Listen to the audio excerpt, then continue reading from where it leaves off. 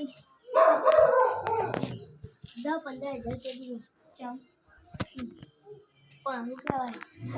મારું ઓપરેશન કરાવવા ચમ એમની પૂછ્યું દાખલ થયા શું કરવા એક્સિડન્ટ થયું હા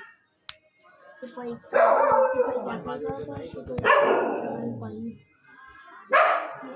એ તો પછી 2-4 દાડા પછી કરી ગયા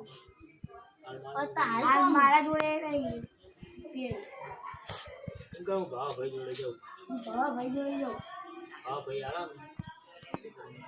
જો ભાઈ આવે ને તો હું તને આપી દઉં સ્ટાર્ટ હવે પેલા ચિંટુભાઈ ના 10-15 હજારની જરૂર છે તો લેવા મારા જોડે પૈસા નહીં